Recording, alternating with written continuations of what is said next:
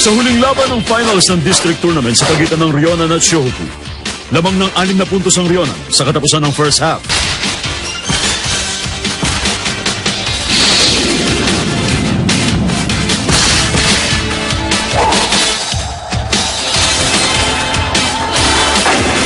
Habang pikon na pikon si Sakuragi, hinamon ni Rukawa si Sen. Nireserba pala ni Rukawa ang kanyang lakas para sa second half at nag-umpisa na siyang ilabas ito.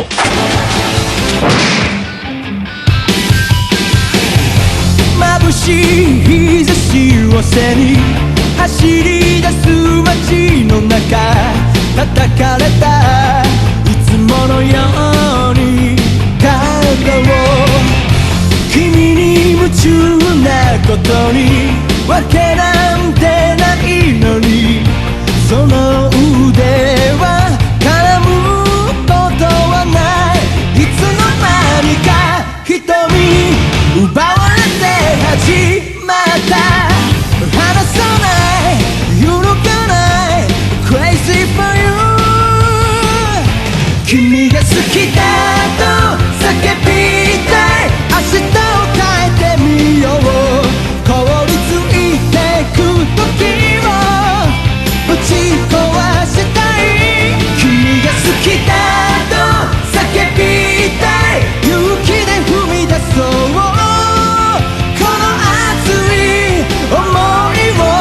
受け止めてほしい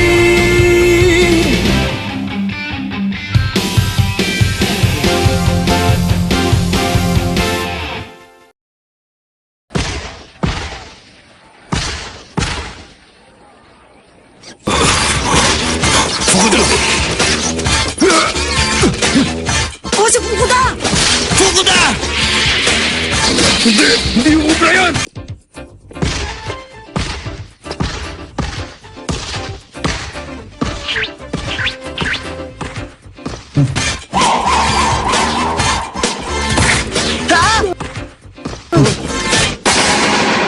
Ayos!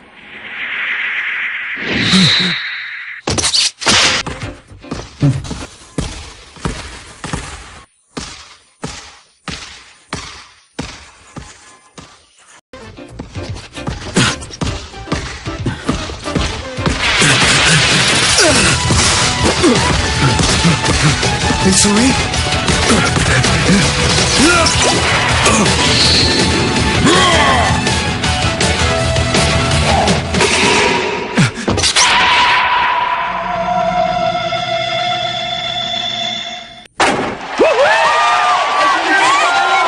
Okay! Isang puntos na lang ang lamang nila. Patatabla na natin ang score! Nice one, Rukawa!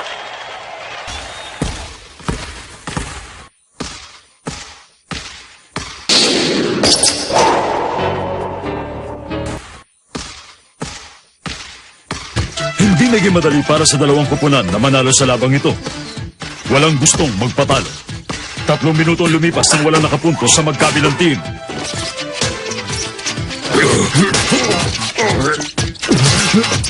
Okay, team! Bawiin natin!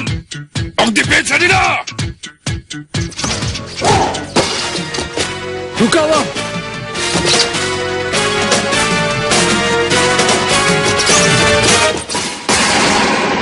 Dalawa ko na!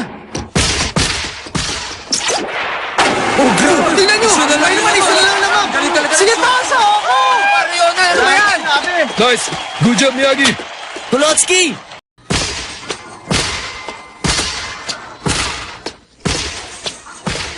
Okay, atin na ito!